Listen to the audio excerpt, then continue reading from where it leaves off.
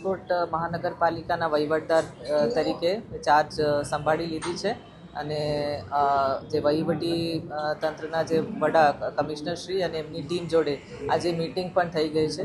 ખૂબ સારી રીતે અહીંયા કામગીરી જનતા માટે આ તબક્કે જ્યારે ચૂંટાયેલ બોડી નથી એ બધાના સહકારથી ખૂબ સારી રીતે આપણે કરી શકશું રાજકોટની જનતા માટે. મને કોન્ફિડન્સ છે.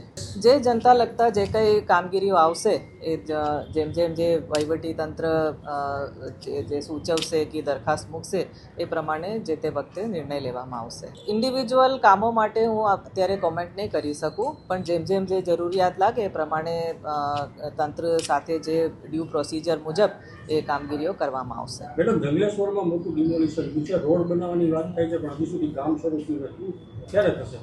તો એ બધી એકચ્યુઅલી વહીવટી તંત્ર તરફથી જ કરવાનું રહેશે અને અત્યારે જે ખાસ કરીને જે એમરજન્સીના કામો હોય, અગત્યના કંઈ કામો હોય જે આ તબક્કામાં શોર્ટ ટર્મમાં જે સ્ટોપગેપ અરેન્જમેન્ટ તરીકે આપણે કરવું જ પડે એમ છે, એવા બધા જોડે ચર્ચા કરીને નિર્ણયો લેવામાં આવશે. કોઈ સ્પેસિફિક કામ માટે નહીં પૂછતા, કેમ કે એ અત્યારે આપણે કમેન્ટ કરી શકીએ એવી પરિસ્થિતિમાં નથી. તમે મેડમ રાજકોટના કલેક્ટર તરીકે ફરજ બજાવી છે, રાજકોટની ભૌગોલિક પરિસ્થિતિથી વાકેફ છે, શું તમને લાગે છે ખાસ કરવાનું?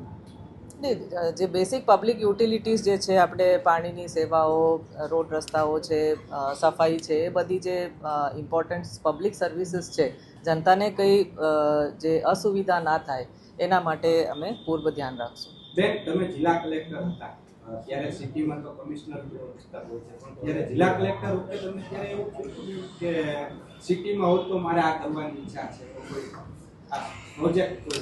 ત્યારે પણ અને આજે પણ ખૂબ સારી રીતે, આજે તો હું શહેરી વિકાસ વિભાગમાં પણ છું અને રાજકોટ કોર્પોરેશનમાં જે કમિશનરની એમની ટીમ જે કામ કરે છે હું ડેઇલી જોઉં છું ત્યાંથી, અને ખૂબ સારી રીતે અને ખૂબ સિન્સિયરલી અહીંયા કામ થઈ રહ્યું છે અને મને ખૂબ કોન્ફિડન્સ છે આ રીતે જ આ તબક્કામાં પણ કામગીરી એ રીતે પબ્લિકને સાથે રાખીને, બધા સાથે રાખીને ચાલશે.